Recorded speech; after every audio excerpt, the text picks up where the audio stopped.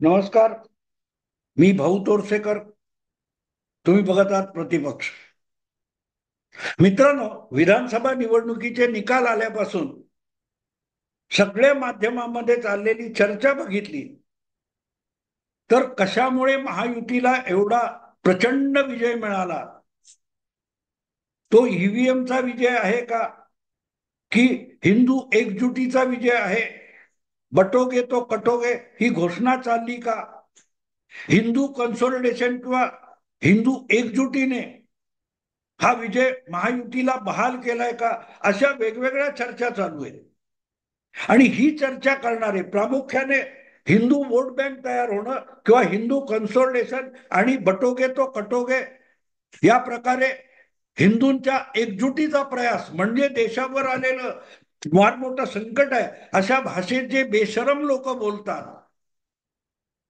त्यांनी निवडणुकीपूर्वी सज्जाद नोमानी नावाचा माणूस मुसलमानांनी एका पक्षाच्या विरुद्ध एकजूट करावी आणि त्या पक्षाला पराभूत करावं असं सांगत मुस्लिम एकजुटीचा आणि मुस्लिम वोट बँकेचा विषय करतो, तेव्हा चिंता व्यक्त केलेली नव्हती. जो माणूस मुस्लिम एकजुटीचा आणि इतर धर्मांच्या द्वेषाचा जगात चाललेला तालिबान नावाचा परिणाम बघून त्या तालिबानांचं समर्थन करत होता, असा माणूस महाराष्ट्राच्या निवडणुकीमध्ये मुस्लिमांनी एकजूट करून भाजपला पराभूत केलं पाहिजे आणि जे मुस्लिम भाजपला मत देतील त्यांच्यावर इतर मुस्लिमांनी बहिष्कार घातला पाहिजे, इतकी धर्मांध आणि धर्मद्वेषाची भूमिका घेतो. आणि त्यासाठी महाविकास आघाडीच्या पक्षांकडे आपल्या 17 मागण्या ठेवतो. त्या मागण्या मुस्लिमांच्या असण्यापेक्षा हिंदू विरोधी होत्या. तरीही त्यावर धर्मांधता म्हणून चर्चा न करणारे आज विधानसभेचा निकाल आल्यानंतर हिंदू एकजूट हे देशावर संकट आहे अशी चर्चा करतात, तेव्हा त्यांची पोटदुखी लपून राहत नाही. त्यांना देशाची चिंता नाहीये, तर जेहादी प्रवृत्ती ही महाराष्ट्रातून भारतातून संपवली जाते की काय याची फिकीर दिसते. कारण आजपर्यंत या लोकांना कधीही महाराष्ट्रामध्ये देशाच्या इतर राज्यामध्ये जी जिहादी मानसिकता वाढते त्याची फिकीर वाटली नव्हती.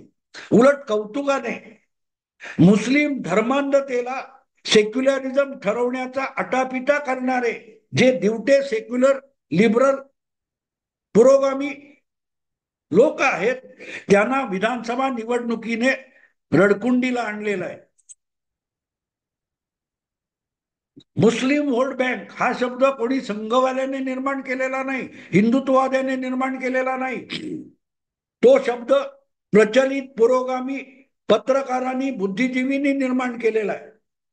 काँग्रेसच्या पाठी नेहमी मुस्लिम वोट बँक उभी राहते आणि म्हणून काँग्रेसला हरवणं कोणाला शक्य नाही ही भाषा संघाने नाही वापरली. सातत्याने हिंदू मुस्लिम वोट बँक हा शब्द पुरोगामी पत्रकार लिबरल बुद्धिजीवी यांनीच निर्माण केलेला, वापरलेला आणि प्रस्थापित केलेला आहे. ज्यांना या देशात मुस्लिम वोट बँक आहे आणि ती ठराविक पक्षांना विजयी करते किंवा भाजप सारख्या हिंदुत्ववादी पक्षाला पराभूत करते याची वेदना झाली नाही, त्यांना हिंदू वोट बँक या शब्दाने पोटदुखी का होते हा प्रश्न म्हणूनच विधानसभा निकालानंतर ऐरणीवर आलेला आहे. हे धोकादायक आहे. का रे? हिंदूंनी कुठे बॉम्ब लावून घातपात केले? हिंदूंनी कुठे विमानं पडून कुठच्या मनोऱ्यावर आपटली? मग हिंदू एकजुटीची भीती का वाटते? पण मुस्लिम कन्सोलिडेशन होतं आणि मुस्लिम धर्मांधता वाढते तेव्हा जगातली भली भली प्रगत राष्ट्र सुद्धा जमीनदोस्त व्हायला लागतात. याचा अनुभव सध्या युरोप मधले अनेक पुढारलेले संपन्न देश घेत आहेत.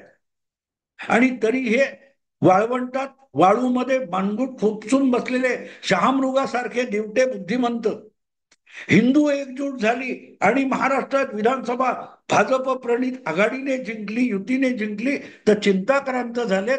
कारण त्यांची पोटदुखी निकालाविषयी नाहीये, त्यांची चिंता भाजपच्या विजयाची नाहीये, महायुतीच्या विजयाने त्यांना अस्वस्थ केलेलं नाही, त्यांना हिंदू एकजूट होतो याची चिंता आहे. कारण हिंदूंना विस्कळीत करायचं, हिंदूंमध्ये तुकडे तुकडे पाडायचे आणि मग भारत उद्ध्वस्त करून टाकायचा, असं जे आंतरराष्ट्रीय कारस्थान आहे, ज्याला डीप स्टेट वगैरे मोठ्या जागतिक पातळीवर आणि विश्लेषणामध्ये म्हटलं जातं डीप स्टेट, त्याचे इथले एजंट आपल्या देशातले सगळे पुरोगामी पत्रकार आणि बुद्धिजीवी झालेले. डीप स्टेट नावाचा जो काही प्रकार, मी त्याच्यात फार पडत नाही, ते सांगायची मला गरज नाही, पण एक कारस्थान आहे की जगातल्या ग्रीक संस्कृती, इजिप्शियन संस्कृती आणि इराणियन काय ती झोरास्ट्रियन संस्कृती, पर्शिया, अशा मोठ्या मोठ्या संस्कृती जमीनदोस्त होऊन गेल्या, इतिहास जमा झाल्या, तरीही हिंदू संस्कृती टिकून राहिली आहे, सनातन संस्कृती टिकून राहिली आहे. याचं कारण हिंदू मानसिकता आहे. हिंदू सत्ता नसते, हिंदू मानसिकता असते. आणि ती हिंदू मानसिकता विभागली आणि तिचे तुकडे तुकडे पाडले तरच हिंदू संस्कृती लयाला घालवता येईल. हे जे काय म्हणतात ते तत्व आहे, त्याच्या आधारे भारत उद्ध्वस्त करण्यासाठी भारताला जातीपातीमध्ये विभागा, हिंदूंमध्ये तुकडे तुकडे निर्माण करा, हे जे कारस्थान आहे ते कारस्थान राबवण्यासाठी ज्यांना ज्यांना भारतात कामाला लावलेला आहे त्याच्यात ते पत्रकार येतात की ज्यांना हिंदू एकजुटीचा आणि हिंदू वोट बँकची भीती वाटते. भीती वाटते. हो, पोलीस आणि कायदा याची गुंडांना भीती वाटलीच पाहिजे. हे घाबरलेत का? आपण जे कारस्थान भारत उद्ध्वस्त करण्यासाठी आणि त्यासाठी हिंदू समाजामध्ये विभाजन घडवण्यासाठी प्रयत्न करतो, त्या प्रयत्नाला हिंदू एकजुटीतून शह दिला जात असेल तर मग शह देण्याचं कारस्थान करणारे घाबरलेच पाहिजेत. कारण हिंदू एकजूट हेच अशा कारस्थानांच्या विरुद्ध उपसलेलं हत्यार आहे. म्हणून खरोखर भारताला गेली 25-30 वर्ष जो जिहादी दहशतवाद भेडसावतोय त्याची ताकद वाढली, ते यांना चिंता नसते. यांना चिंता आहे ती जिहादचा बंदोबस्त करू शकणाऱ्या हिंदू एकजुटीची. हिंदू एकजूट झाली तर जिहाद नामशेष होईल. कारण हे आता हळूहळू पुरोगामी लिबरल स्वतः जिहादी झाले. कधी कधी ते अर्बन नक्षल असतात, कधी कधी ते अर्बन जिहादी होतात. अरे तो नोमानी सुद्धा निवडणुकीचे निकाल आल्यानंतर आपण जे आवाहन केलं त्यामुळे हिंदू दुखावले असतील तर माफी मागतो म्हणायला लागलाय. आणि या लोकांना चिंता आहे ती हिंदू एकजुटीची. या मूर्खांना तेव्हाच पत्ता लागला नाही. मी गेली 10-12 वर्षे एक गोष्ट सांगतोय की मोदींना स्वयंसेवक म्हणून संघाने नरेंद्र मोदींचं चरित्र घडवलं असेल, पण मोदींना हिंदू योद्धा बनवण्याचं सगळ्यात मोठं काम हिंदू विरोधी, संघ विरोधी, भारत विरोधी, राष्ट्रद्रोही जी पुरोगामी मानसिकता आहे त्यांनी मोदींना हिंदूंचा योद्धा बनवलेला आहे. हिंदू हा प्रतिक्रिया देणारा आहे, तो प्रोएक्टिव्ह नसतो पण रिएक्टिव्ह असतो. तुम्ही डिवचलत तर सिंह जागा व्हावा, तसा हिंदू आपला एक पंजा मारतो की तुम्हाला रक्तबंबाळ व्हावं लागतं. आणि तेच महाराष्ट्राच्या विधानसभा निवडणुकीत झाले. कुठच्या कुठे जाऊन पडलेत बघा. स्वतःला हिंदुत्ववादी म्हणवत असताना सुद्धा नरेंद्र काय तो उद्धव ठाकरे यांना मुस्लिमांनी मतं दिली याचं कौतुक सांगत होते. ते आता रडतायत की त्याच उद्धव ठाकरेंना त्यांच्या तोंड पोपटपंची करणाऱ्या हिंदुत्वाला हिंदू मतदाराने हरवून दाखवलं, तेव्हा तेच पोपट चिंतेत आहेत की जे मुस्लिम एकजुटीने उद्धव ठाकरेंना जागा दिल्या तर कौतुक करत होते. हे मित्रांनो, असे जे मुखवटे लावलेले बुद्धिमंत आहेत त्यांना आपण ओळखलं पाहिजे. त्यांना मुस्लिम व्होट बँकेचं कौतुक आहे, पण हिंदू व्होट बँक ही त्यांची पोटदुखी आहे. 2012 मध्ये, 12 वर्षापूर्वी अशाच कालखंडामध्ये नोव्हेंबर डिसेंबर मध्ये गुजरात विधानसभेच्या निवडणुका तिसऱ्यांदा लढवताना नरेंद्र मोदी सद्भावना यात्रा करत फिरत होते आणि एका ठिकाणी एक मौलवी त्यांच्या मंचावर आला. त्याचंही मोदींनी अभिवादन केलं. तो आपली टोपी, जाळीदार टोपी मोदींना द्यायला लागला, तेव्हा मोदींनी ती टोपी नाकारली होती आणि त्याचं चित्रण आणि त्याचे फोटो याचं पुरोगाम्यांनी प्रचंड भांडवल केलं.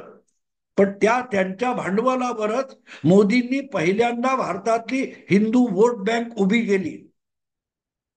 हिंदू व्होट बँक म्हणायला तिथून सुरुवात झाली.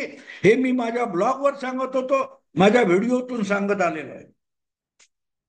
आज त्याची प्रचिती महाराष्ट्राच्या विधानसभा निवडणुकीत आलेली आहे.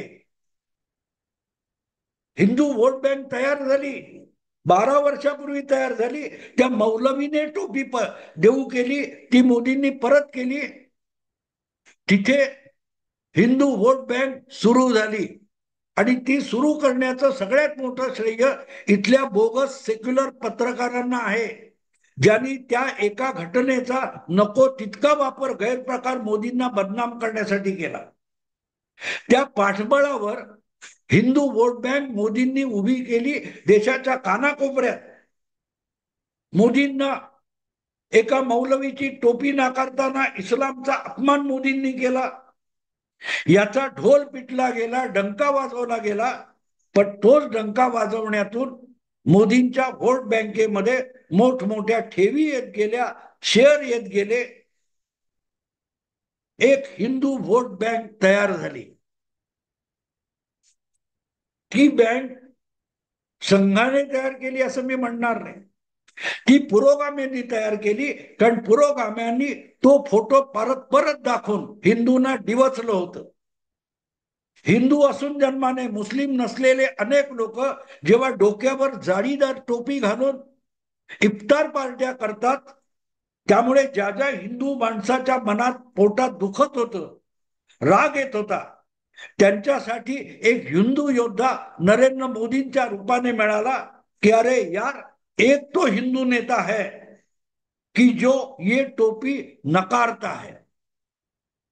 आणि जितका हे चित्रण, तो फोटो पुरोगामी माध्यमांनी परत परत मोदींना बदनाम करण्यासाठी दाखवला होता, तितके मोदी भले मुस्लिमांच्या मनातून उतरले असतील, पण तितकेच ते हिंदूंच्या मनात आपलं शेअर भांडवल वाढवत गेले. हिंदू व्होट बँक अशी तयार होत गेली. हळूहळू ती इतर राज्यात पसरत गेली. मुद्दा इतकाच आहे की जितकं हिंदूंना डिवचलं जाईल, तितका हिंदू चवताळून उलटा अंगावर आल्याशिवाय राहणार नाही. हे 2014च्या निवडणुकीत दिसलं होतं. म्हणून गुजरातचा मुख्यमंत्री थेट हिंदू मतांनी भारताचा पंतप्रधान झाला. पण तरीही त्याने कधीही मुस्लिमांना किंवा पुरोगाम्यांना सूडबुद्धीने वागवलं नाही. त्यातून शहाणं होणं आवश्यक होतं पुरोगाम्यांनी, की हा माणूस जर आपल्या विरोधात, आपण पुरोगामी आहोत, आपण हिंदुत्ववादाच्या विरोधात बोलतो, तरीही हा माणूस आपल्याला सूडबुद्धीने वागवत नाही, तर आपण कमीत कमी याच्याशी न्यायबुद्धीने वागावं, असं जर इथल्या पुरोगाम्यांनी भूमिका घेतली असती तर हिंदू व्होट बँकेचा पसारा आणखीन वाढवण्याची गरज नव्हती. पण तुमचा बंदोबस्त हिंदू व्होट बँकेतूनच करणं आवश्यक आहे, हे जेव्हा लक्षात आलं, तेव्हा मोदी संघ आणि भाजप बाजूला राहिले आणि हिंदूंनीच राजकारण आता हातात घेतले.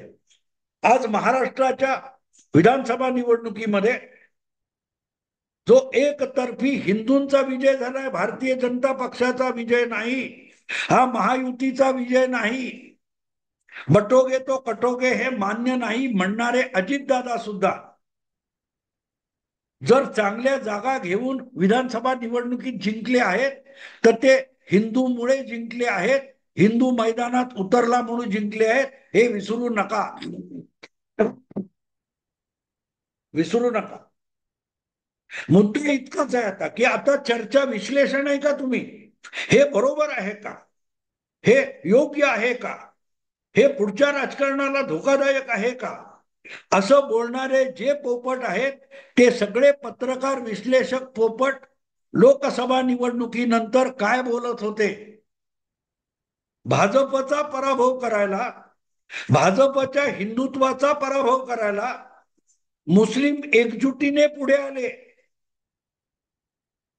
संविधानाच्या निमित्ताने त्या मुस्लिम एकजुटीच्या हातात हात घालून दलित मतदार सुद्धा भाजपच्या विरोधात कंबर कसून उतरला आणि महायुतीचा भाजपचा पराभव झाला, एनडीएचा पराभव झाला म्हणून जे फटाके उडवत होते तेच विश्लेषक आज उलटी प्रतिक्रिया आली. हिंदू वोट बँकेला नामोहरम करायला, मुस्लिम वोट बँकेला नामोहरम करायला हिंदू वोट बँक कंबर कसून मैदानात उतरली तर रडकुंडीला आलेले आहेत. त्यांची पोटदुखी समजून घेण्याची गरज आहे. त्यांची पोटदुखी भाजप जिंकण्याची नाहीये.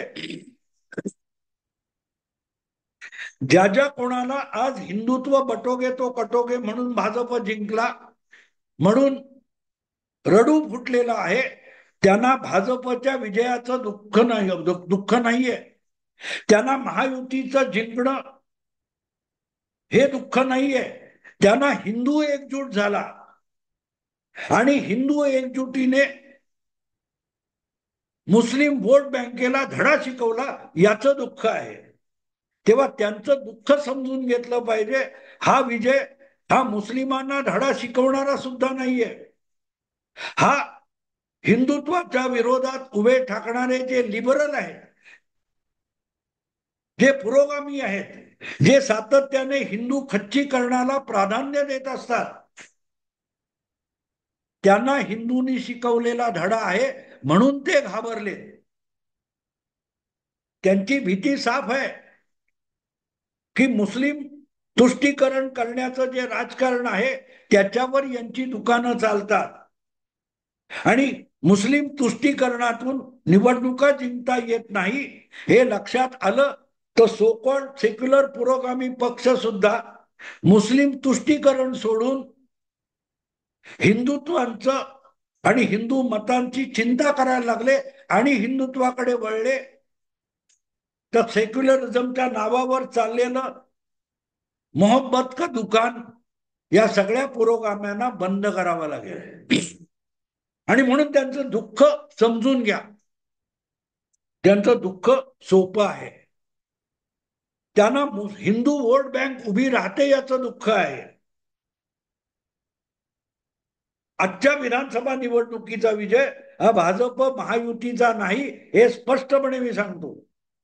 तो हिंदू जनजागरणाचा विजय आहे. आणि हिंदू जनजागरण नुसतं झालं, लक्षात ठेवा, जनजागरण झालेलं आहे. हिंदू लढाईत उतरलेला नाही. हिंदू समाजाने, हिंदू वोट बँकेने 2024च्या महाराष्ट्र विधानसभा निवडणुकीत आपला हिसका दाखवलेला आहे. प्रति हल्ला केलेला नाही. हल्ला केला तर तुम्ही यापेक्षा नामशेष होऊन जाल, हे विसरू नका. विसरू नका. कारण हिंदू आजही या देशामध्ये बहुसंख्य आहे आणि तो बहुसंख्य एकजूट होऊन मैदानात उतरला.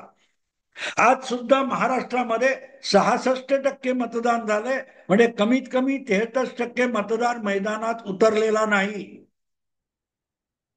आणि त्यामुळे त्या 33% सुद्धा बहुसंख्य मतदार हिंदूच आहे, जो मतदानाला उतरला नाही तो उरला सुरला, पण सगळे मुस्लिम कंबर कसून एक लाईन लावून मैदानात मतदानाला उतरले वगैरे वगैरे कौतुकाने सांगणाऱ्यांनी हे विसरू नये की तेवढ्या संख्येने एकजूट होऊन सगळा हिंदू मैदानात उतरला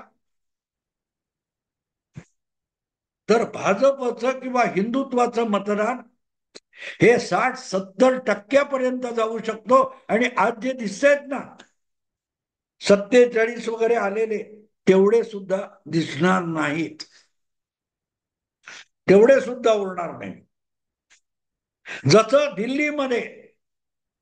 जसे दिल्लीमध्ये केजरीवालना 70 पैकी 67 जागा मिळाल्या होत्या, तेव्हा यापैकी कोणाला लोकशाहीची चिंता नव्हती.